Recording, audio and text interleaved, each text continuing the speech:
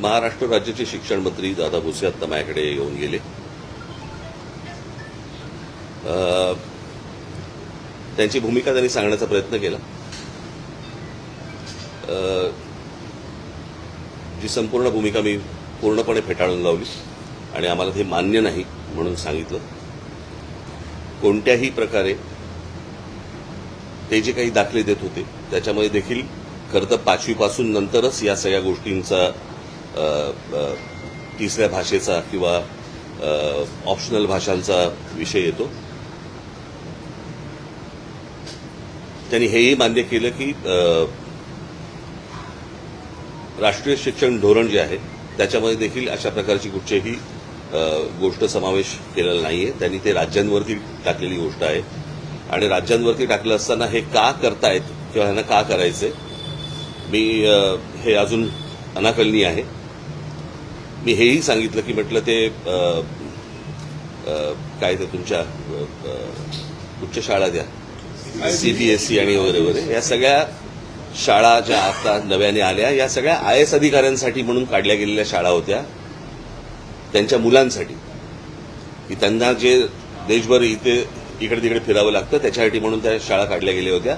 आता त्या गोष्टींचं त्या शाळांचं वर्चस्व ह्या राज्यांच्या शाळांवरती जास्ती करण्याचा प्रयत्न आहे आणि मला असं वाटतं की तोच एक केंद्रातला आणि या सगळ्या IAS अधिकाऱ्यांचा त्यांचा तो अजेंडा आहे. मी म्हटलं महाराष्ट्र हा एक कशासाठी करायचा प्रयत्न करतोय जे बाकीची कुठचीही राज्य करायचा प्रयत्न देखील करत नाहीये.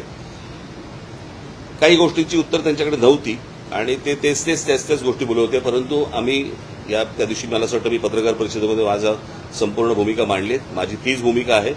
या संपूर्ण गोष्टीला आमचा पूर्णपणे विरोध असेल, आहे, राहणार. हिंदी किंवा इतर कुठच्याही भाषेची सक्ती महाराष्ट्रामध्ये होऊ देणार नाही म्हणजे नाही. आणि या गोष्टींसाठी म्हणून मी सर्व पक्षांना आवाहन करतोय की येत्या 6 जुलैला गिरगाव चौपाटीवरून मोर्चा काढायचा निर्णय आम्ही घेतलेला आहे. त्या संपूर्ण मोर्चामध्ये कुठेही कोणताही झेंडा नसेल. तो संपूर्ण मोर्चा हा मराठी माणसाचा असेल. त्या मोर्चाचं नेतृत्व मराठी माणूस करेल. आम्ही जे शिक्षण तज्ज्ञ आणि जे इतर भाषा तज्ज्ञ आणि इतर जे साहित्यिक आणि इतर जे लोक आहेत यांच्याशी देखील आम्ही बोलणार आहोत. माझं पत्र त्यांना जाणार आहे. सर्वांना त्या मोर्चाला आम्ही तिथे बोलणार आहोत. सर्व पालकांना आम्ही आमंत्रण देत आहोत. सर्व विद्यार्थ्यांना आम्ही आमंत्रण देत आहोत. सरकारला एकदा कळू देत की महाराष्ट्राच्या मनात काय आहे ते. आणि महाराष्ट्राने संपूर्ण ताकद मला असं वाटतं 6 जुलै रोजी सकाळी 10 वाजता गिरगाव चौपाटीवरनं हा मोर्चा निघेल. सरकारला ही गोष्ट कळावी. रविवार एवढ्यासाठी निवडलाय कारण विद्यार्थ्यांना आणि पालकांना यायला जमेल म्हणून आणि त्याच्यासाठी म्हणून रविवार हा निवडलेला आहे. बाकीच्या राजकीय पक्षांशी देखील मी चर्चा करणार आहे. त्यांच्याशीही मी बोलणार आहे आणि सर्वांनी मला असं वाटतं महाराष्ट्रातल्या प्रत्येकाने याच्यामध्ये सामील व्हावं. कारण हा जो कट आहे ह्याला कटच म्हणेन मी. महाराष्ट्राचं मराठीपण हे घालवण्याचा जो कट आहे हा उद्ध्वस्त करण्यासाठी मला असं वाटतं तमाम सर्व मराठी बांधवांनी, भगिनींनी, मातांनी, त्या विद्यार्थ्यांनी सर्वांनी त्या मोर्चामध्ये सहभागी व्हावं अशी माझी त्यांना सर्वांना विनंती आहे. इथे कोणताही झेंडा नसेल. फक्त मराठी हा एक अजेंडा असेल आणि त्या अजेंड्यासाठी म्हणून सर्वांनी महाराष्ट्रातल्या तमाम मराठी बांधवांनी या मोर्चामध्ये सामील व्हावं आणि सरकारला दाखवावं, सांगावं. आज मोठे साहित्यिक आपले एलकुंचवार यांनी देखील विरोध दर्शवला. सर्वजण विरोध दर्शवत आहेत आणि अशा वेळेला मला हेही बघायचंय की कोण कोण त्या मोर्चामध्ये सामील होत आहेत. इतर राजकीय पक्षांच्या व्यतिरिक्त इतर कोण कोण सामील होत आहेत आणि कोण येणार नाहीत हेही मला बघायचंय. म्हणजे नुसते तोंड देखले बाकीचे नुसते बोलत असतात. मला असं वाटतं ही अत्यंत महत्वाची लढाई आहे. महाराष्ट्राच्या दृष्टिकोनातनं, मराठी माणसाच्या दृष्टिकोनातनं ही खूप महत्वाची लढाई आहे आणि या लढाईमध्ये संपूर्ण महाराष्ट्राने उतरावं असं मी महाराष्ट्राला आवाहन करेन. 6 तारखेला सकाळी 10 वाजता गिरगाव चौपाटीवरून हा मोर्चा निघेल. बाकीच्या सगळ्या राजकीय पक्षांशी माझी चर्चा होईल. उद्धव ठाकरेंनी देखील एक पत्रकार परिषद घेतली. त्यांची देखील भूमिका स्पष्ट आहे की या मुद्द्याला त्यांचा विरोध आहे. आपण सर्व पक्षीयांना सर्व मराठीजनांना आवाहन करणं स्वाभाविक त्यांचाही पक्ष आहे. तुम्ही त्याबद्दल काय सांगाल? त्यांनाही आवाहन करा का? कारण एकच महाराष्ट्रातले राजकीय पक्ष म्हटलं आल्यानंतर ते पण आलेच ना, त्यांच्याशीही बोलणार, त्यांच्याही लोकांशी बोलणार, आमची माणसं त्यांच्याशी लोकांशी बोलणार. तुम्हाला आठवत असेल की ज्याच्यावरती इतके दिवस जे तुमचं जे चालू होतं ना सगळं, ते माझं वाक्य आपण लक्षात घ्या, कुठच्याही वादा आणि भांडणापेक्षा महाराष्ट्र मोठा आहे. हे तुम्हाला वाक्य तुम्हाला 6 तारखेला कळेल.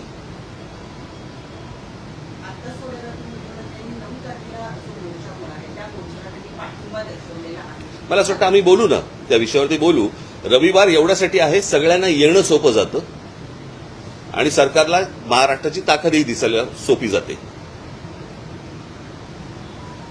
मी सहज काही 6 तारीख अशीच काही गंमत म्हणून निवडली नाहीये. रविवार आहे, शाळा बंद असतात, विद्यार्थ्यांना यायला शक्य होतं, पालकांना यायला शक्य होतं, इतर सगळ्यांनाच येणं शक्य होतं आणि म्हणून तो रविवार निवडलेला आहे. मला असं वाटतं आपण तेच बोलतोय. साहेब, स्वरूप काय असणार आहे? कारण यापूर्वी तुम्ही आझाद मैदानपर्यंत एक मोर्चा पायी काढलेला होता. गिरगावपासून आपण कसा हा मोर्चा निघणार आहे, कुठे जाणार आहे? मंत्रालय असेल, आझाद मैदान. आझाद मैदान. तुम्ही एक वाक्य आता बोललात की जे येणार आहे तेही मला बघायचं आहे, जे येणार नाहीये त्यांनाही मला बघायचं आहे. याचा थोडासा तुम्ही कोणाला इशारा देऊ पाहताय? काय सांगण्याचं तात्पर्य आहे? नाही, अनेक लोक ज्यावेळेला इतर तुमच्या माध्यमातून मराठी या विषयावरती बोलत असतात, कळलं का, पण ऐन मोक्याच्या वेळेला येत नाहीत, अशी लोक मला बघायची आहेत ना. मग त्याच्यामध्ये अनेक कलावंत पण असतील. कलावंतांचा मुद्दा आहे म्हणून माध्यमातून, सोशल माध्यमातून तो जनमानसामध्ये काही कलाकार व्यक्त होतात, काही साहित्यिक व्यक्त होतात. पण ज्या पद्धतीने महाराष्ट्रात या सगळ्या मुद्द्यावरती कलाकार साहित्यिक व्यक्त व्हायला होतील. मला असं वाटतं माझं बोलणं झाल्यावरती होतील. त्यादिवशी आषाढी एकादशी पण आहे, काही विशेष विठ्ठलाला साकडं घालू, सरकारला सुबुद्धी देऊ. साहेब, दादा भुसेंनी आपलं काय सांगितलं की नॅशनल क्रेडिट फ्रेमवर्क जे आहे त्या गुणवत्तेसाठी आम्ही हा निर्णय पाहतो हे सांगितलं. त्याच्यावरती मी त्यांना सांगितलं की त्याच्यामध्ये स्विमिंग पण येतं, त्याच्यामध्ये सायकलिंग पण येतं, त्याच्यामध्ये इतर पण गोष्टी येतात. भाषा सोडून तुम्ही कुठची गोष्ट आणायचा प्रयत्न करा, आमचा पाठिंबा असेल.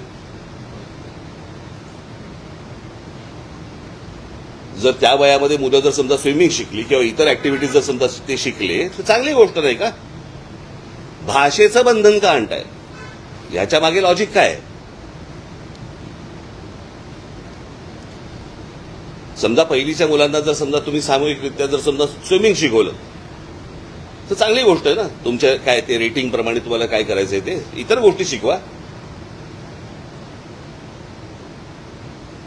म्हणजे आता जे गोष्ट सांगताय ती त्यांच्या GR मध्ये आहे का? त्याच्यामध्ये फक्त भाषा आहे.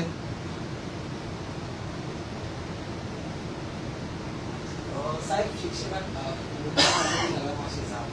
भेटलो ना आता इथे.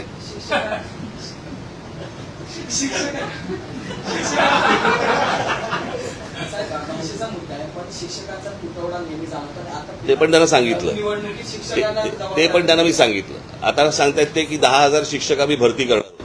पगार द्यायला पैसे आहेत का?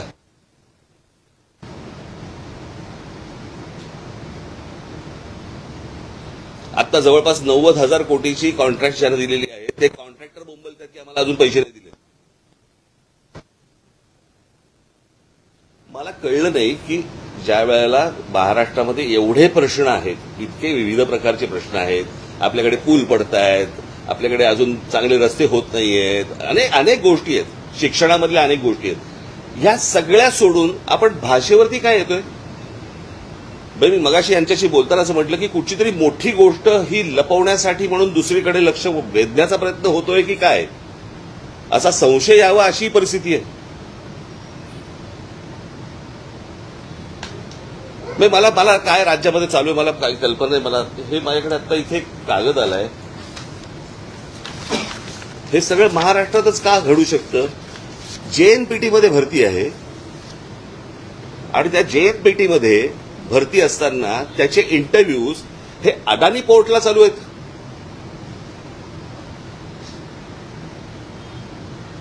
तर काय चालू आहे महाराष्ट्रामध्ये मला समजलं नाही. म्हणजे तुम्ही भाषेवरती सगळ्या गोष्टी आणताय, तुम्ही इकडच्या ज्या काही आस्थापना आहेत त्याच्यामध्ये तुम्ही त्या सगळ्या गोष्टी देण्याचा प्रयत्न करता, जमिनी जातायत, आमच्या भाषा घालवण्याचा प्रयत्न करताय. काय काय म्हणजे काय चालू आहे महाराष्ट्रात?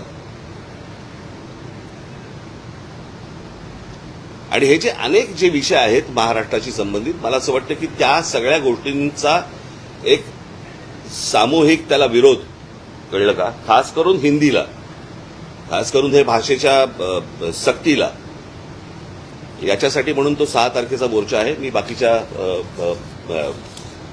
राजकीय पक्षांशी मी बोलीनच आणि मला असं वाटतं आपण 6 तारखेला भेटू.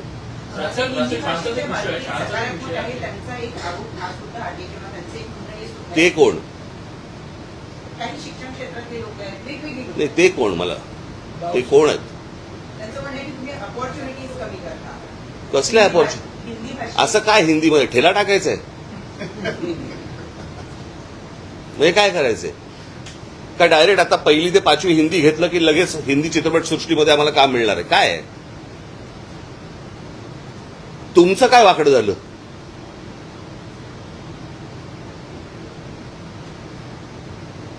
पाचवी नंतर हिंदी आणि संस्कृत हे ऑप्शनल भाषा होत्या ना. याच्यात आजपर्यंत सगळ्या शिक्षण पद्धती सगळेच जण त्याच्यातच तयार झाले ना. मग अनेक लोक डॉक्टर झाले, इंजिनियर झाले, शिक्षक झाले, वेगवेगळ्या क्षेत्रामध्ये. महाराष्ट्र मोठा आहे, पहिल्यापासून मोठा आहे, याच शिक्षण पद्धतीमध्ये मोठा आहे ना हो. मग असा काय साक्षात्कार झाला बाकीच्यांना की ज्याच्यातनं तुम्ही महाराष्ट्रावरती ही गोष्ट आणताय?